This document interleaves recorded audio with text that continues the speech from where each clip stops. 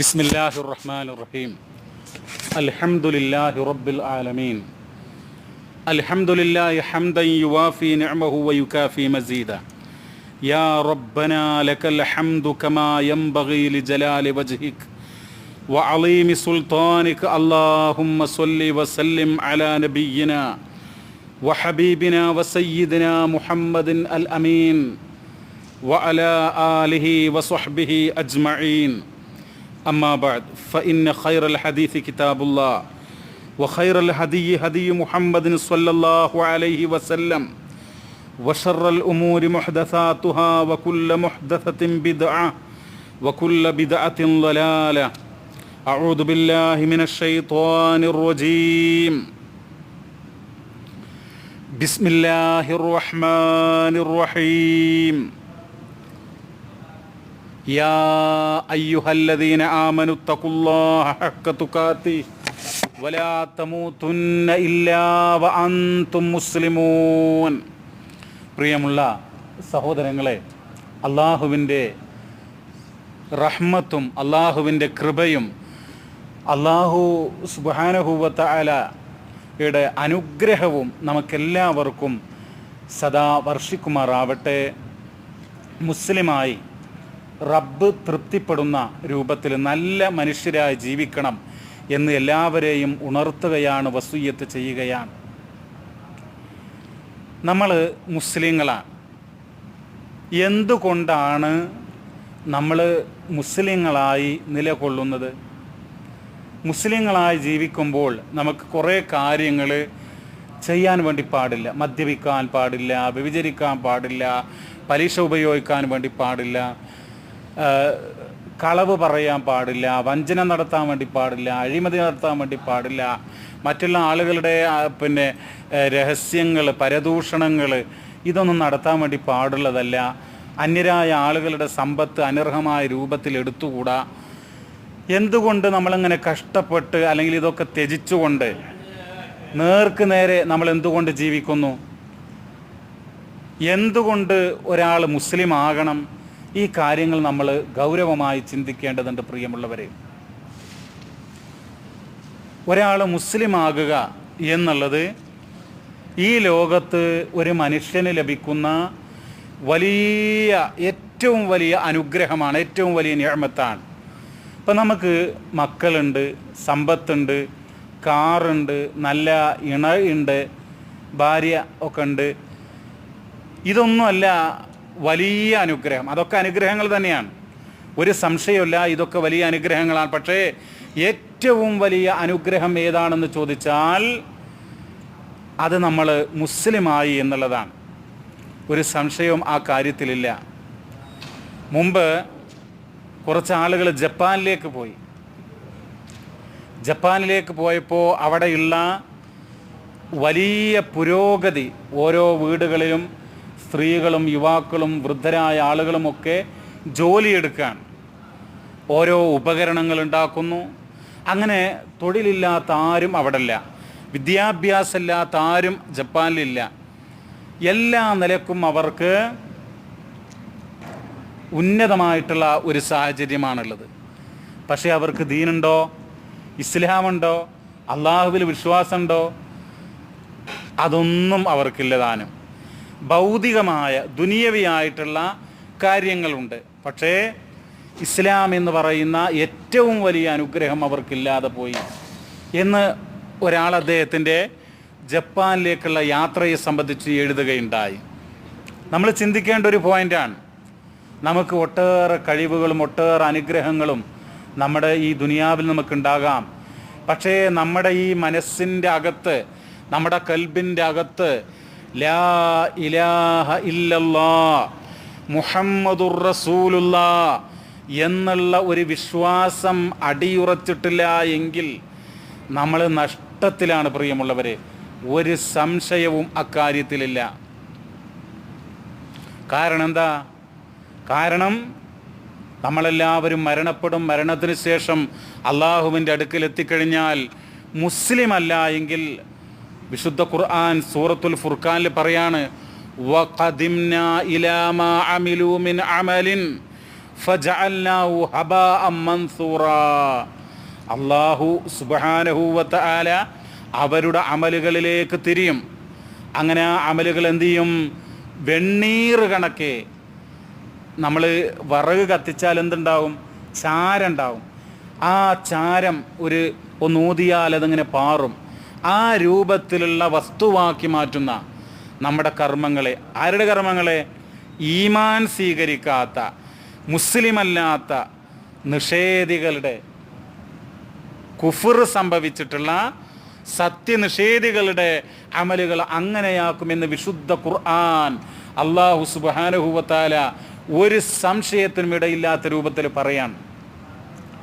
അള്ളാഹുവിൻ്റെ അടുക്കൽ എന്തേ സ്വീകരിക്കുള്ളൂ? ഇന്നദ്ദീന ഇൻദല്ലാഹിൽ ഇസ്ലാം. തീർച്ചയായും അള്ളാഹുവിൻ്റെ അടുക്കൽ സ്വീകരിക്കപ്പെടുന്ന മതം അത് ഇസ്ലാമാകുന്നു എന്നുള്ള ആ കാര്യത്തിലൊരു സംശയമില്ല. അപ്പോൾ നമ്മൾ എന്ത് ചെയ്യണം? മുസ്ലിം ആകണം. പ്രിയമുള്ളവരെ, ഇസ്ലാം എന്നുള്ളത്, നമ്മുടെ രാജ്യത്ത് ഒരുപാട് മതങ്ങളുണ്ട്, ലോകത്ത് ഒരുപാട് മതങ്ങളുണ്ട് അല്ലേ? ക്രിസ്ത്യാനികളുണ്ട്, ജൂതന്മാരുണ്ട്, അവർക്കൊക്കെ മതങ്ങളുണ്ട്. സിഖ് മതമുണ്ട്, ബുദ്ധമതമുണ്ട്, ജൈനമതമുണ്ട്. നാനാ രൂപത്തിലുള്ള മതങ്ങൾ ലോകത്തെമ്പാടുമുണ്ട്. മതമല്ലാത്ത നിരീശ്വരവാദികളുണ്ട്, യുക്തിവാദികളുണ്ട്, മതനിരാസ പ്രസ്ഥാനങ്ങളുണ്ട്. പക്ഷേ ഇങ്ങനെയൊക്കെയാണ് ആളുകൾ. പക്ഷേ അള്ളാഹുവിൻ്റെ അടുക്കൽ സ്വീകരിക്കപ്പെടണമെങ്കിൽ മുസ്ലിമാകണം, ഇസ്ലാം വേണം. അതാണ് ഇന്നദ്ദീന ഇൻദല്ലാഹിൽ ഇസ്ലാം. അള്ളാഹിൻ്റെ അടുക്കൽ മറ്റുള്ള മതവിശ്വാസം ഇതൊന്നും സ്വീകരിക്കപ്പെടുകയില്ല. നമ്മളിപ്പോൾ ഒരു പക്ഷേ പത്രത്തിലോ ടി വിയിലോ ഒക്കെ കാണാം, മതമേതായാലും മനുഷ്യൻ നന്നായാൽ മതി എന്നുള്ളത്. അങ്ങനെ മതം ഏതായാലും മനുഷ്യൻ നന്നായാൽ പോരാ.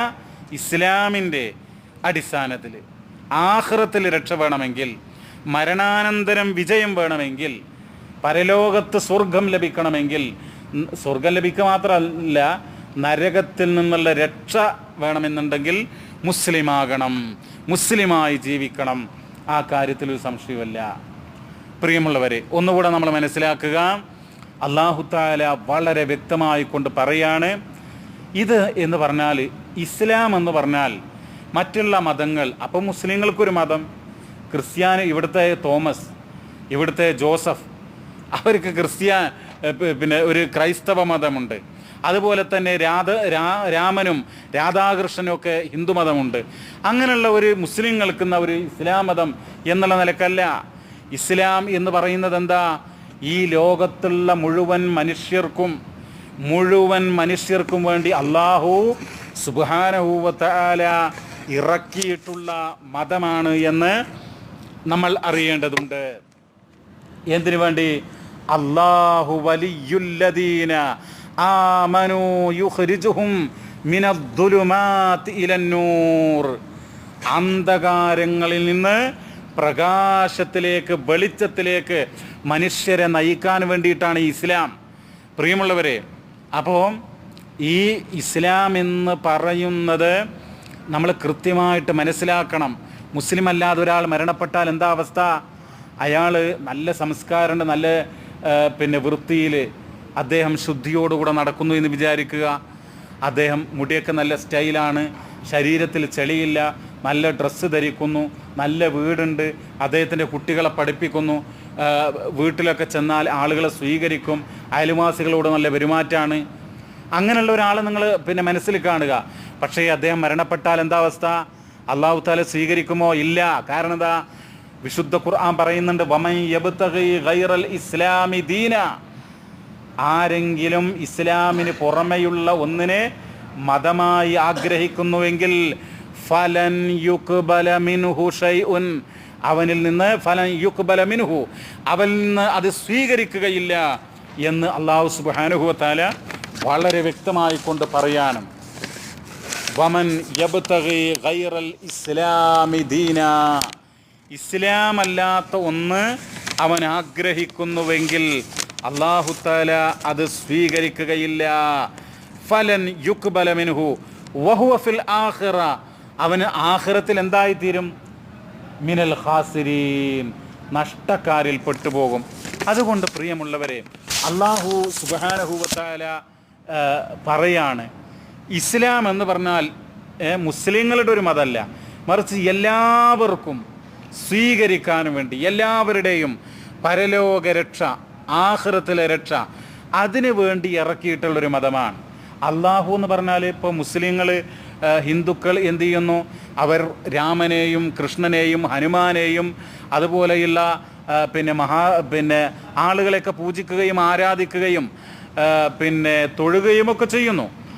ക്രിസ്ത്യാനികൾ എന്തു ചെയ്യുന്നു? യേശു ദൈവമാണെന്നും ദൈവപുത്രനാണെന്നും ഒക്കെ പറയുന്നു.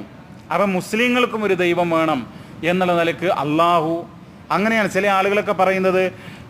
ചില രാഷ്ട്രീയക്കാരൊക്കെ പ്രസംഗിക്കുമ്പോൾ മുസ്ലിങ്ങളുടെ ദൈവമായ അള്ളാഹു എന്നൊക്കെ പറയും. അത് തെറ്റാണ്, അങ്ങനെയല്ല. ഖുർആൻ എന്താ പറയുന്നത്? അൽഹംദുലില്ലാഹി റബ്ബിൽ ആലമീൻ. നമ്മൾ മനസ്സിലാക്കണം, അൽഹംദുലില്ലാഹി റബ്ബിൽ ആലമീൻ, സർവ്വലോകങ്ങളുടെയും രക്ഷിതാവായ അള്ളാഹുവിന് സർവസ്തുതി എന്ന, മുഴുവൻ ലോകങ്ങളുടെയും രക്ഷിതാവായ അള്ളാഹു. അങ്ങനെയാണ് റബ്ബുൽ ആലമീൻ. റബ്ബുൽ മുസ്ലിമീൻ എന്നല്ല. റബ്ബുൽ മുസ്ലിമീൻ എന്നാണെങ്കിൽ നമുക്ക് എന്ത് ചെയ്യാൻ പറ്റും? മുസ്ലിങ്ങളുടെ മാത്രം ഇലാഹാണ്, ദൈവമാണ് അള്ളാഹു എന്ന് പറയാം. അങ്ങനെയല്ല, റബ്ബുൽ ആലമീൻ, സർവലോക രക്ഷിതാവാണ് ആര്? അള്ളാഹു.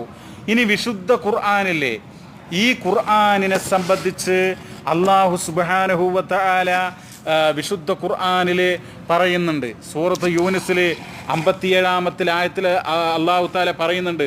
എന്താ പറയുന്നത് അറിയാങ്ങൾ? യാ അയ്യുഹന്നാസ്, അല്ലയോ ജനങ്ങളെ, ഇതാ ഖദ് ജാഅതുക്കും നിങ്ങൾക്കിതാ വന്നിരിക്കുന്നു, മൗഇളതും മിർ റബ്ബിക്കും നിങ്ങളുടെ രക്ഷിതാവിങ്കൽ നിന്ന്, വശിഫാഉൻ ലിമാ ഫിസ്സുദൂർ നിങ്ങളുടെ ഹൃദയങ്ങളിലുള്ള അസുഖങ്ങൾക്ക് അതെന്താണ്? ഷിഫ, ശമനമാകുന്നു എന്നുള്ള. അപ്പോൾ ഇവിടെ എന്താ പറയുന്നത്?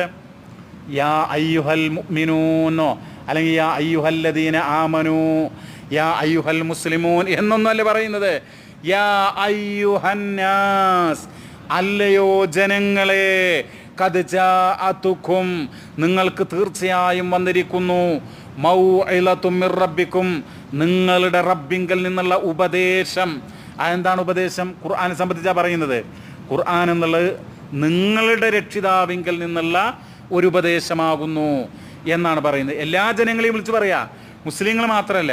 അപ്പോൾ ഖുർആൻ എന്ന് പറയുന്നത് എന്താണ്? ലോകത്തുള്ള മുഴുവൻ മനുഷ്യർക്കും വേണ്ടി അവതരിപ്പിക്കപ്പെട്ടതാണ്. അള്ളാഹു എന്ന് പറഞ്ഞാൽ ഇവിടുത്തെ ഹിന്ദുവിൻ്റെയും ക്രിസ്ത്യാനിയുടെയും ജൂതൻ്റെയും അതുപോലെ തന്നെ ഇവിടുത്തെ ബുദ്ധൻ്റെയും ജൈനൻ്റെയും സകല മതസ്ഥരുടെയും ഒക്കെ ദൈവമാണ്, ഇലാഹാണ്, ആരാധ്യനാണ് അള്ളാഹു. അതുപോലെ വിശുദ്ധ ഖുർആൻ എന്ന് പറഞ്ഞാൽ ഈ ലോകത്തിന് വേണ്ടി അവതരിപ്പിക്കപ്പെട്ടതാണ്. മുഹമ്മദ് നബി സല്ലല്ലാഹു അലൈഹി വസല്ലം, യാ അയ്യുഹന്നാസ് ഇന്നി റസൂലുള്ളാഹി ഇലൈക്കും ജമീഅ, അങ്ങനെയാണ്. മുഹമ്മദ് നബി പറഞ്ഞ മുസ്ലിങ്ങളുടെ പ്രവാചകനോ മുസ്ലിങ്ങളുടെ ആത്മീയ പുരുഷനോ അല്ല, മറിച്ച് മുഴുവൻ ലോകത്തേക്ക് മുഴുവൻ ജനങ്ങൾക്കും വേണ്ടി നിയോഗിക്കപ്പെട്ട പ്രവാചകനാണ് മുഹമ്മദ് മുസ്തഫ സല്ലല്ലാഹു അലൈഹി വസല്ലം. അപ്പോൾ പ്രിയമുള്ളവരെ, ഈ ഇസ്ലാം സ്വീകരിച്ച് ജീവിച്ചാലേ ആഖിറത്തിൽ രക്ഷയുള്ളൂ. ഇത് വെറുതെ പറയല്ല. നമുക്കറിയാം ഇസ്ലാം കടന്നു വന്നത് എപ്പോഴാ? മഹാനായ മുഹമ്മദ് നബി സല്ലല്ലാഹു അലൈഹി വസല്ലം 1400 വർഷങ്ങൾക്കപ്പുറം. ഇപ്പം ഹിജ്റ എത്രാമത്തെ വർഷ? ഹിജ്റ 1438 അല്ലേ? ഈ ഹിജ്റ എണ്ണുന്നത് എപ്പോഴാണെന്നറിയാം? മുഹമ്മദ് നബി സല്ലല്ലാഹു അലൈഹി വസല്ലം തങ്ങളും സ്വഹാബത്തും മക്കയിൽ 13 കൊല്ലം നിന്ന് മദീനയിലേക്ക് വന്ന അത് മുതലാണ് ഹിജ്റ 1438 എന്ന് പറയുന്നത്. നബിക്ക് 40-ാമത്തെ വയസ്സിലാണ് ഹിറാ ഗുഹയിൽ വെച്ച് മലക്ക് ജിബ്രീൽ വന്ന് ഇഖ്റ ബിസ്മി റബ്ബിക്കല്ലദീ ഖലഖ് എന്നുള്ള ആയത്തുകൾ ഓതിക്കൊടുത്ത് ജിബ്രീൽ അലൈഹിസ്സലാത്തു വസ്സലാം മുഹമ്മദ് നബി സല്ലല്ലാഹു അലൈഹി വസല്ലം തങ്ങളെ കെട്ടിപ്പിടിച്ച് ഓതാൻ വേണ്ടി പറഞ്ഞ് അങ്ങനെ ഓതിക്കൊടുത്തിട്ടുള്ള 5 വചനങ്ങൾ, സൂറത്തുൽ അലക്കിലെ ആദ്യത്തെ 5 വചനങ്ങൾ, അങ്ങനെ അതെപ്പോഴാ? മുഹമ്മദ് നബി സല്ലല്ലാഹു അലൈഹി വസല്ലം തങ്ങളുടെ 40-ാമത്തെ വയസ്സിലാണ്. പിന്നീട് 13 കൊല്ലം എവിടെ നിന്നു?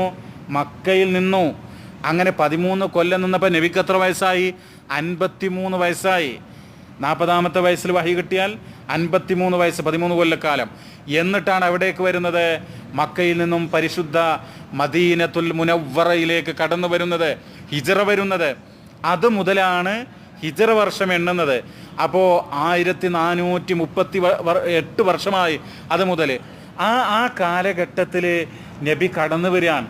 നമുക്കറിയാം, അന്നെന്തില്ല, സ്കൂളില്ല, കോളേജുകളില്ല, റിസർച്ചുകളില്ല, സയൻറ്റിസ്റ്റുകളില്ല. അന്ന് സയൻസോ അതുപോലെയുള്ള ശാസ്ത്രീയ പഠനങ്ങളോ ഒന്നുമില്ല. ഒരു ഫോൺ, നമ്മുടെ കയ്യിലുള്ള ഈ ഫോണുണ്ടല്ലോ, ഇത് വന്നിട്ട് ഇപ്പോൾ എത്ര കാലമായി നമുക്കറിയാം.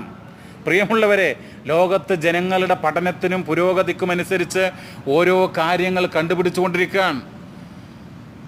അപ്പോൾ ആ കാലഘട്ടത്തിൽ അതുപോലുള്ള സ്കൂളുകളോ കോളേജുകളോ ശാസ്ത്രീയ പഠനങ്ങളൊന്നുമില്ല.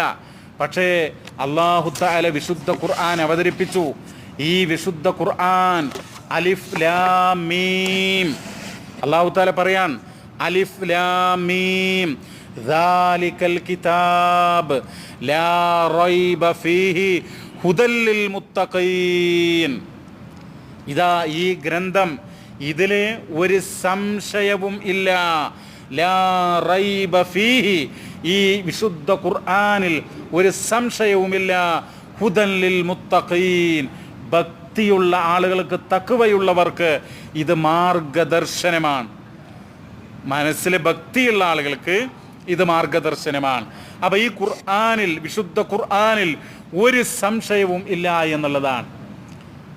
ഖുർആനെ കുറിച്ച് ചിന്തിക്കുമ്പോൾ, ഖുർആനെ കുറിച്ച് പറയുമ്പോൾ, പ്രിയമുള്ളവരെ, ഇസ്ലാം സത്യമതമാണെന്ന് ബോധ്യപ്പെടും. വെറുതെ കുറേ കാര്യങ്ങൾ പറഞ്ഞതോ കുറേ മതങ്ങളുടെ കൂട്ടത്തിൽ ഒരു ഇസ്ലാം കൂടെ കിടക്കട്ടെ എന്നുള്ള നിലക്ക് വന്നതല്ല, മറിച്ച് ഇത് സത്യമതമാണ്. ഇതനുസരിച്ച് ജീവിച്ചാലേ രക്ഷയുള്ളൂ. ഇതനുസരിച്ച് ജീവിച്ചില്ല എങ്കിൽ ശിക്ഷ എന്നുള്ള കാര്യത്തിൽ ഒരു സംശയവുമില്ല എന്നുള്ളതാണ്. എന്താ കാരണം? വിശുദ്ധ ഖുർആൻ പറയാണ്, സൂറത്തുൽ അറാഫിലെ 157-ാമത്തെ ആയത്ത്. അതിൽ മുഹമ്മദ് നബി സല്ലല്ലാഹു അലൈഹി വസല്ലം തങ്ങളെ കുറിച്ച് പറയുക. ആരാ മുഹമ്മദ് മുസ്തഫ സല്ലല്ലാഹു അലൈഹി വസല്ലം? അല്ലദീന യത്തബിഊന റസൂലൻ നബിയ്യൽ ഉമ്മിയ്യ അല്ലദീ യജിദൂനഹു മക്തൂബൻ ഇൻദഹും ഫിത് തൗറാത്തി വൽ ഇൻജീൽ. മഹാനായ മുഹമ്മദ് റസൂൽ കരീം സല്ലല്ലാഹു അലൈഹി വസല്ലം അൽ ഉമ്മിയ്യ, അക്ഷരജ്ഞാനമില്ലാത്തവനാണ്. അക്ഷരം ABCD അല്ലെങ്കിൽ അലിഫ് ബാത്ത അങ്ങനെ എഴുതി പഠിച്ചിട്ടുള്ള ഒരാളല്ല നബി സല്ലല്ലാഹു അലൈഹി വസല്ലം തങ്ങളെ. ഇങ്ങനെ എഴുതി പഠിച്ച ആളല്ല. ഉമ്മി എന്ന് പറഞ്ഞതർത്ഥം അക്ഷര വിദ്യാഭ്യാസമില്ലാത്ത ആള്. അങ്ങനെ ആയിരുന്നു ആ നബി. ഉണ്ടല്ലോ, അല്ലദീ യജിദൂനഹു മക്തൂബൻ ഇൻദഹും ഫിത് തൗറാത്തി വൽ ഇൻജീൽ. തൗറാത്തിലും ഇൻജീലിലും ഒക്കെ നബി മുഹമ്മദ് നബി മക്കയിൽ അറബികൾക്കിടയിൽ ഒരു നബി വരുമെന്ന് എവിടെ ഉണ്ട്? തൗറാത്തിലും ഇൻജീലിലും ഉണ്ട്. അതാർക്കറിയാം? മക്കയിലുണ്ടായിരുന്ന ജൂത ക്രിസ്ത്യാനികൾക്കറിയാം. ബൈബിളിലും അല്ലെങ്കിൽ ഇൻജീൽ, അതുപോലെ തൗറാത്ത്, ഇതിലൊക്കെ മുഹമ്മദ് നബി എന്ന് പറയുന്ന ഒരാൾ മക്കയിൽ അറബികൾക്കിടയിൽ ജന്മം കൊള്ളും. അദ്ദേഹം അള്ളാഹുവിൻ്റെ ദീനിലേക്ക് ജനങ്ങളെ ക്ഷണിക്കും, അന്ത്യപ്രവാചകനാകും എന്നുള്ള കാര്യം തൗറാത്തിലും ഇൻജീലിലും ഉണ്ട്. അതവർക്കറിയാം. എന്നിട്ട് പറയാ, യഅ്മുറുഹും ബിൽ മഅറൂഫ്. ആ നബി എന്താ ചെയ്യുന്നത്? നന്മ കൽപ്പിക്കുന്നു. നന്മ കൽപ്പിക്കുകയാണ് നബി ചെയ്യുന്നത്. വയൻഹാഹും അനിൽ മുൻകർ. തിന്മ വിരോധിക്കുന്നു. നന്മ മാത്രം കൽപ്പിക്കല്ല, തിന്മ വിരോധിക്കുകയും ചെയ്യുന്നു. വയുഹല്ലു ലഹുമുത് ത്വയ്യിബാത്ത്. നല്ല കാര്യങ്ങൾ അദ്ദേഹം അനുവദിക്കുന്നു, അനുവദനീയമാക്കുന്നു. യുഹല്ലു എന്ന് പറഞ്ഞാൽ ഹലാലാക്കുന്നു, അനുവദനീയമാക്കുന്നു. അത്വയ്യിബാത്ത്, എന്ത്? വിശിഷ്ടമായ കാര്യങ്ങൾ. വയുഹർരിമു അലൈഹിമുൽ ഖബായിസ്. ചീത്ത കാര്യങ്ങൾ അദ്ദേഹം ഹറാമുമാക്കുന്നു, നിഷിദ്ധവുമാക്കുന്നു. സുഹൃത്തുക്കളെ, നമ്മൾ ചിന്തിക്കണം. വിശുദ്ധ ഖുർആനിൽ ഹറാമാക്കിയിട്ടുള്ള കാര്യങ്ങൾ എന്തൊരു കാര്യം നിങ്ങളെടുത്ത് പരിശോധിച്ച് നോക്കൂ. പന്നിമാംസമാകട്ടെ, പലിശയാകട്ടെ, അല്ലെങ്കിൽ മറ്റുള്ള ശവമാകട്ടെ, ഇതൊക്കെ മനുഷ്യന് അവൻ്റെ ജീവിതത്തിൽ അനിവാര്യമാണ്, നിർബന്ധമാണ് എന്ന് ഇന്നേ വരെ ഖുർആൻ ഇറങ്ങിയിട്ട് 1400-ലധികം വർഷങ്ങളായി, ഇന്നേ വരെ ലോകം തെളിയിച്ചിട്ടില്ല എന്നുള്ളതാണ്. ഖുർആൻ ഹലാലാക്കിയ ഒരു കാര്യം മനുഷ്യ സമൂഹത്തിന് ദോഷമാണെന്നോ ഖുർആനെ ഹറാമാക്കിയ ഒരു കാര്യം മനുഷ്യ സമൂഹത്തിന് ഷർറാണെന്നോ ഇന്നേ വരെ തെളിയിക്കപ്പെട്ടിട്ടില്ല എന്നുള്ളതാണ്. ഓരോ കാര്യം നിങ്ങൾ എടുത്ത് നോക്കൂ. ഇപ്പോഴും നമുക്കറിയാം പന്നി മാംസം കഴിച്ചാലുള്ള ഒട്ടനവധി ദോഷങ്ങളെ സംബന്ധിച്ചുള്ള വീഡിയോ ക്ലിപ്പുകൾ നമ്മുടെ വാട്സാപ്പ് മെസ്സേജുകളായിട്ട് വന്നുകൊണ്ടിരിക്കുക. അങ്ങനെ എന്തെല്ലാം കാര്യങ്ങൾ. അപ്പോൾ ഇതൊക്കെ പഠിപ്പിക്കുന്നത് എന്താ? ഇസ്ലാം സത്യമാണ് എന്നുള്ളതാണ്. ഒരു സംശയമില്ല. ഇസ്ലാം ഇത് കളിയല്ല. ഇസ്ലാം എന്ന് പറഞ്ഞാൽ തമാശയല്ല.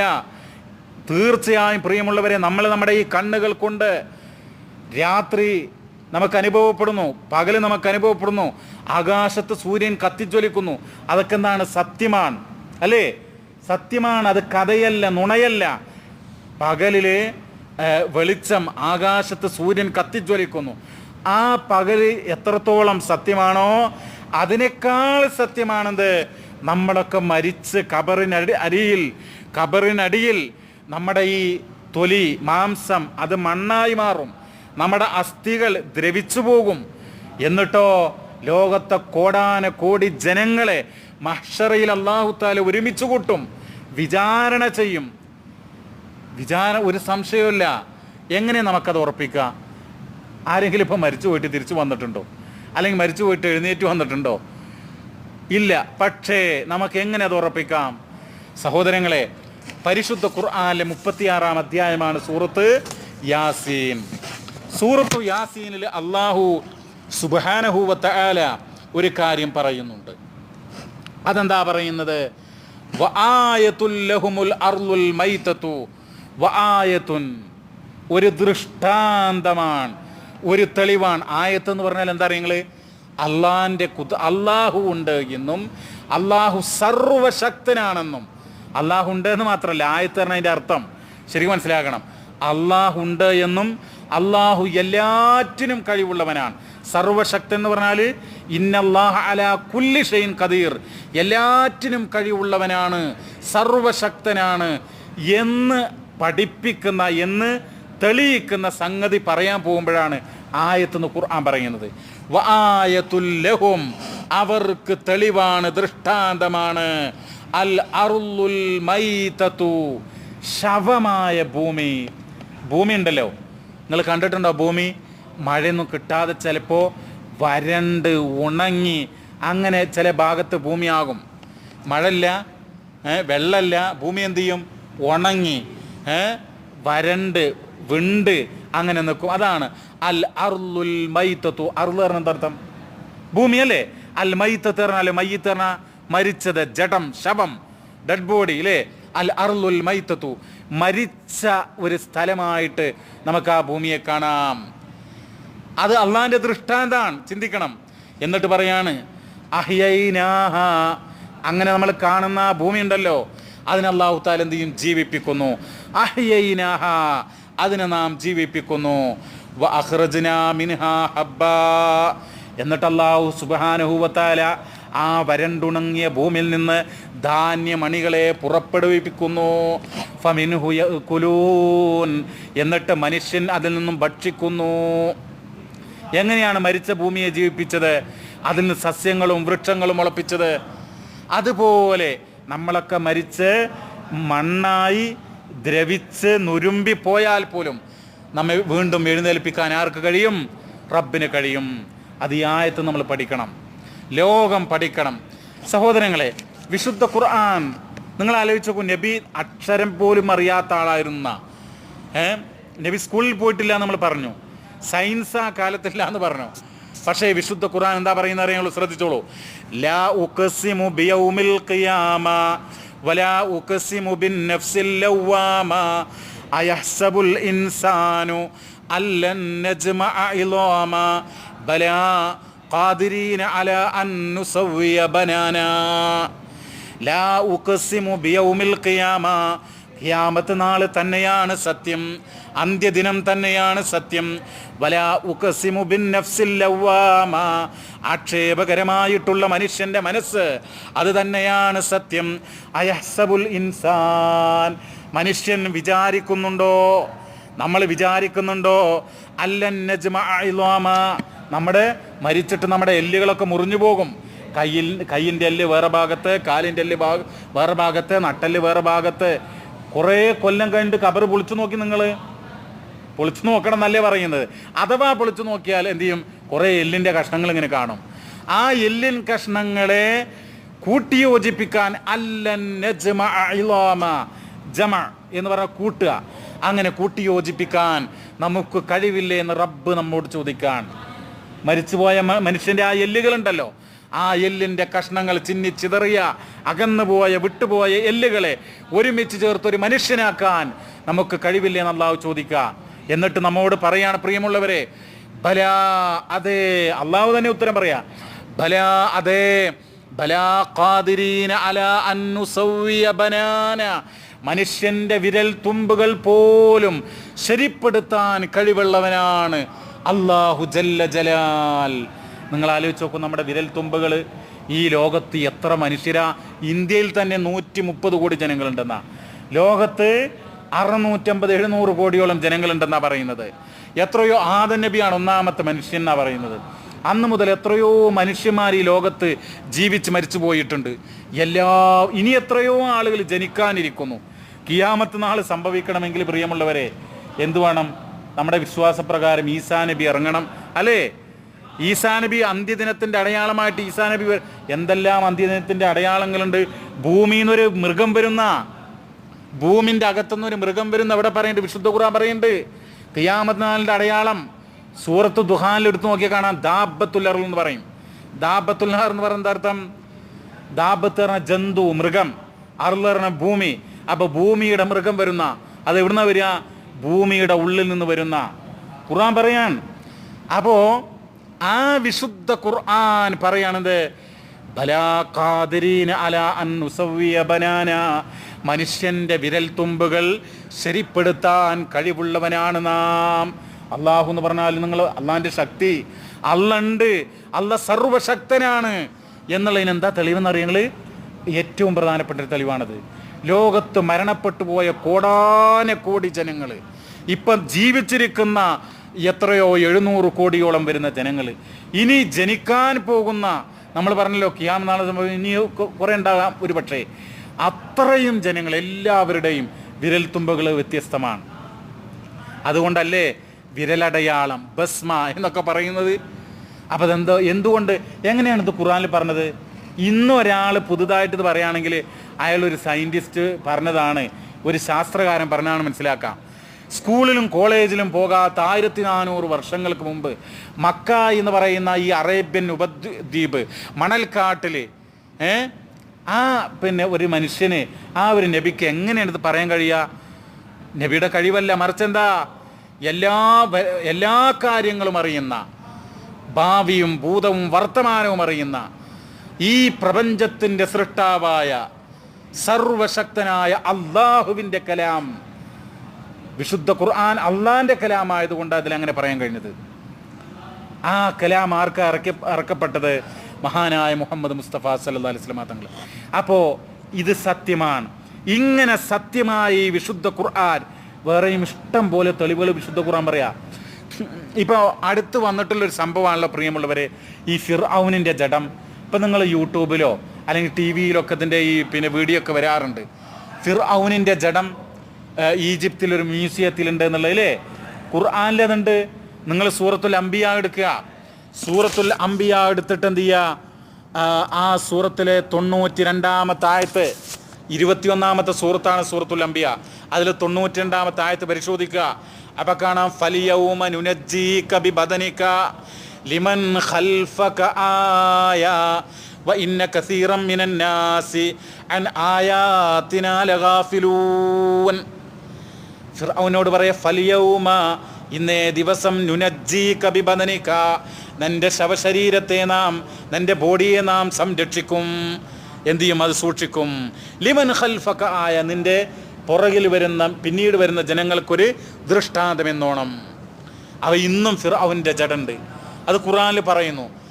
നബിയൊക്കെ വഫാത്തായി പോയിട്ട് എത്രയോ നൂറ്റാണ്ട് കഴിഞ്ഞിട്ടാണ് ഈ ജഡം കിട്ടുന്നത്, ഫിർഔന്റെ ബോഡി കിട്ടുന്നത്. പിന്നെ എങ്ങനെയാണ് നബിക്ക് കാണാത്ത, സ്വഹാബികൾ കാണാത്ത, അറിവില്ലാത്തൊരു കാര്യം വിശുദ്ധ ഖുർആനിൽ വന്നത്? അള്ളാഹിൻ്റെ വചനങ്ങളായതുകൊണ്ടാണ് ഖുർആനിൽ അത് പറയാൻ കഴിഞ്ഞത്. അപ്പോൾ ഖുർആൻ സത്യമാണ് എന്ന് നമുക്ക് മനസ്സിലായല്ലോ. പ്രിയമുള്ളവരെ, വേറെ എത്രയോ സംഭവങ്ങൾ നമുക്ക് ഖുർആനിൽ കാണാൻ വേണ്ടി കഴിയും. അപ്പം ഞാനത് വിശദീകരിക്കുന്നില്ല. ഇസ്ലാം സത്യമാണ്, ഇസ്ലാം സ്വീകരിച്ചാലേ രക്ഷയുള്ളൂ. അതാണ് ഇന്നദ്ദീന ഇൻദല്ലാഹിൽ ഇസ്ലാം, അള്ളാഹിൻ്റെ അടുക്കൽ സ്വീകരിക്കപ്പെടുന്ന മതം ഇസ്ലാമാകുന്നു എന്ന് പറയുന്നത്. മറ്റൊരു ദീനനുസരിച്ച് ജീവിച്ചാൽ അല്ലെങ്കിൽ ഒരു ദീനുമില്ലാതെ ജീവിച്ചാലും രക്ഷയില്ല. പരലോകത്ത് അള്ളാഹിൻ്റെ കോടതിയിൽ രക്ഷപ്പെടണമെങ്കിൽ അള്ളാഹിൻ്റെ ദീനുള്ള ഇസ്ലാം അത് മുറുകെ പിടിച്ച് ജീവിക്കണം. വിശുദ്ധ ഖുർആൻ, ഈ ഖുർആൻ സത്യമാണെന്ന് പറഞ്ഞ് പോകുക മാത്രമല്ല, ഇതെന്ത് ചെയ്യുന്നു? ഇത് പറയാണ് എല്ലാവരും മരിക്കും. കുല്ലു നഫ്സിൻ ദാഇഖത്തുൽ മൗത്ത്, എല്ലാ മനുഷ്യരും മരണത്തെ ആസ്വദിക്കും. എല്ലാ ആത്മാവുകളും, മനസ്സുള്ള എല്ലാതും മരിക്കുന്ന പറയുന്നത്. കുല്ലു മൻ അലൈഹാ ഫാൻ, ഈ ഭൂമുഖത്തുള്ള എല്ലാം നശിക്കും, എല്ലാം മരണമടയും. വയബ്കാ വജ്ഹു റബ്ബിക ദിൽ ജലാലി വൽ ഇക്റാം, അത്യുന്നതനായ നിന്റെ രക്ഷിതാവ് മാത്രം അവശേഷിക്കും. കുല്ലു മൻ അലൈഹാ ഫാൻ, ഈ ഭൂമുഖത്തുള്ള എല്ലാം മരണമടയും, നശിക്കും. ഒരു സംശയവുമില്ല, മനുഷ്യ മരിക്കും മാത്രമല്ല, ആകാശങ്ങൾ പൊട്ടിപ്പിളരും, ചന്ദ്രനും സൂര്യനും നക്ഷത്രങ്ങളും ഉതിർന്നു വീഴും, പർവ്വതങ്ങൾ അത് പൊട്ടി ഒലിക്കപ്പെടുന്ന പർവ്വതങ്ങൾ പൊട്ടി ഒലിക്കപ്പെടും. വലിയ വലിയ പർവ്വതങ്ങൾ അത് വനുസയ്യിറുൽ ജിബാൽ, അതിനെ സഞ്ചരിപ്പിക്കുന്ന സൂറത്തുൽ കഹ്ഫിൽ അല്ലാഹു പറയുന്നുണ്ട്. നുസയ്യിറു പറഞ്ഞാൽ അത് പർവ്വതങ്ങൾ അതിനെ കൊണ്ട് സഞ്ചരിപ്പിക്കുന്ന, നടക്കുക. മനുഷ്യന്മാരും നാൽക്കാലികളൊക്കെ നടക്കുന്നില്ലേ, അത് നടക്കും. വേറെ ആയത്തിൽ കസീബം മഹീലാന സൂറത്തുൽ മുസ്സമിൽ പറയുന്നത് പൊട്ടി ഒലിക്കുന്ന, മഴ വന്നാൽ മണലൊക്കെ ഉണ്ടല്ലോ കെട്ടി, മണൽ എന്ത് ചെയ്യും? മഴ വന്നു കഴിഞ്ഞാൽ ഒലിച്ചു പോകും എന്നതുപോലെ പർവ്വതം ഒലിച്ചു പോകുന്ന ഖുർആനിൽ പറയാണ്. സമുദ്രത്തിൽ എന്താ ഉള്ളത്? വെള്ളം എന്തിനാ നമ്മൾ ഉപയോഗിക്കുക? തീയൊക്കെ കത്തിയാൽ വെള്ളം ആ തീ കെടുത്താൻ ഉപയോഗിക്കൂലേ? തീ എന്തിനാ നമ്മൾ ഉപയോഗിക്കല്? വെള്ളം എന്തിനാ ഉപയോഗിക്കല്? തീ കെടുത്താൻ. എന്നാൽ വിശുദ്ധ ഖുർആൻ പറയാണ്, അന്ത്യദിനത്തിൽ ആ പർവ്വതങ്ങൾ കത്തിക്കപ്പെടും. വൽ ബിഹാറു, സമുദ്രങ്ങൾ, കടലുകൾ, സുഇറത്ത്, അതെന്ത് ചെയ്യും? ആള് കത്തിക്കപ്പെടും. ഇത് ഖിയാമത്ത് നാൾ. കുല്ലുമൻ അലൈഹാ ഫാൻ എന്നിട്ട് പറയാണ് എല്ലാവരെയും ഒരുമിച്ച് കൂട്ടുന്ന, മഹ്ശറ എന്ന് പറഞ്ഞതർത്ഥം ഒരുമിച്ച് കൂട്ടുന്ന സ്ഥലം. ഇതൊക്കെ മദ്രസയിൽ ഉസ്താദ് പറഞ്ഞൊരു കഥയല്ല, വിശുദ്ധ ഖുർആൻ പറയാണ്. സൂറത്തു ത്വാഹയിൽ പറയാ, ആ മൈതാനം, മഹ്ശറ മൈതാനത്തിൻ്റെ അവസ്ഥ സൂറത്തു ത്വാഹയിൽ പറയുന്നുണ്ട്. ലാ തറാ ഫിഹാ ഇവജം വലാ അംതാ, ആ മഹ്ശറ ഭൂമി എന്ന് പറയുന്നത് അവിടെ ഉയർച്ചയോ താഴ്ചയോ ഉണ്ടാകുകയില്ല. ഇവിടെ കുണ്ടും കുഴിയുണ്ട് അല്ലേ ഭൂമിയിൽ, അതുപോലെയല്ല, അത് നിരന്ന പരപ്പായിരിക്കുന്ന. പിന്നെ ഹദീസിലൊക്കെ കാണാം അവിടെ ചൂടുണ്ടാകും, അടിയിൽ നിന്നുള്ള ചൂട്, മുകളിൽ മനുഷ്യൻ്റെ മൂർധാവിലേക്ക് സൂര്യൻ ഇറങ്ങി വരും. മനുഷ്യന്മാർ വസ്ത്രമില്ലാതെ ആയിരിക്കും, ആണും പെണ്ണും തുണിയൊന്നുമില്ലാതെ, അതുപോലെ ചെരുപ്പ് പോലും ഇല്ലാതെ ആയിരിക്കും അവിടെ ഒരുമിച്ച് കൂട്ടുന്ന. ഈ സത്യം പറഞ്ഞ വിശുദ്ധ ഖുർആൻ തന്നെ അത് പറയുന്നത്. മഹ്ശറയിൽ ഒരുമിച്ച് കൂട്ടും, എന്നിട്ട് വിചാരണയുണ്ടാകുന്ന. നമ്മൾ വെള്ളിയാഴ്ച ഓതുന്ന സൂറത്തുണ്ടല്ലോ, ഇമാം ഓതുന്ന സൂറത്ത്, സുമ്മ ഇന്ന അലൈനാ ഹിസാബുഹും, അതായത് പിന്നീട് നമ്മുടെ മേലാണ് അവരുടെ വിചാരണ. പരലോകത്തെന്ത് ചെയ്യും? വിചാരണ നടത്തും, ഹിസാബ് ഉണ്ടാകും എന്ന് വിശുദ്ധ ഖുർആൻ പറയുന്നുണ്ട്. ആ വിചാരണയിൽ നന്മ ആർക്കാണോ ഉള്ളത്? നന്മ പറഞ്ഞാൽ എന്താണ്? നമ്മൾ എന്തുണ്ടെങ്കിലും അള്ളാഹുവിനെ മാത്രം ആരാധിക്കുക, വേറൊരു ശക്തിനെ നമ്മൾ ആരാധിച്ചുകൂടാ. പിന്നെ 5 നേരത്തെ നിസ്കാരം ഒഴിവാക്കുക എന്നുള്ളതാ കുഫറാണെന്നാ. നിസ്കാരം ഒഴിവാക്കുക എന്നുള്ളത് എന്താണ് പ്രിയമുള്ളവരെ? കുഫറാണെന്നാ. കുഫറാണെങ്കിൽ അമ്പലത്തിൽ പോയിട്ട് ശിവനെയോ രാമനെയോ ഹനുമാനെയോ തൊഴുകേണ്ട കാര്യമില്ല, അത് ആയ ഉറപ്പാ കുഫറാവും. പക്ഷേ നമസ്കാരം ഒഴിവാക്കിയാലോ? അള്ളാഹിൻ്റെ റസൂല് സല്ലല്ലാഹു അലൈഹി വസല്ലം പറയാണ്, ബൈനർ റജുലി വൽ കുഫ്രി തർക്കുസ്സലാ, നിസ്കാരം ഒഴിവാക്കിയ കുഫറാകുന്ന. നഊദു ബില്ലാഹ്. നിസ്കാരം കൃത്യമായി അനുഷ്ഠിക്കുന്ന ആളുകളുടെ കൂട്ടത്തിൽ അള്ളാഹു തആല നമ്മെ ഉൾപ്പെടുത്തി അനുഗ്രഹിക്കുമാറാവട്ടെ. അപ്പോൾ അതൊക്കെ ഉണ്ടെങ്കിൽ, അതുപോലെ മുത്തുനബി മുഹമ്മദ് മുസ്തഫ സല്ലല്ലാഹു അലൈഹി വസല്ലം, ആ നബിയാണ് അന്ത്യപ്രവാചകൻ. ആ നബി പഠിപ്പിച്ച കാര്യങ്ങൾ നമ്മളെ ജീവിതത്തിൽ പകർത്തണം, പുലർത്തണം. അങ്ങനെ ജീവിച്ചാൽ നമുക്ക് രക്ഷയുണ്ടാകും. അള്ളാഹു സുബ്ഹാനഹു വ തആല നമ്മെ എല്ലാവരെയും അതിനെ അനുഗ്രഹിക്കുമാറാവട്ടെ. മുസ്ലിമായി ജീവിച്ച് മുസ്ലിമായി മരിക്കാനുള്ള തൗഫീക്ക് നമുക്ക് അള്ളാഹു തആല പ്രദാനം ചെയ്യുമാറാവട്ടെ. റബ്ബന ആതിനാ ഫിദ്ദുനിയ ഹസന വഫിൽ ആഖിറതി ഹസനതൻ വഖിനാ അദാബന്നാർ. തവഫനാ മുസ്ലിമീൻ വഅൽഹിഖ്നാ ബിസ്സാലിഹീൻ. വസല്ലല്ലാഹു അലാ നബിയിനാ മുഹമ്മദ് വൽഹംദുലില്ലാഹി റബ്ബിൽ ആലമീൻ.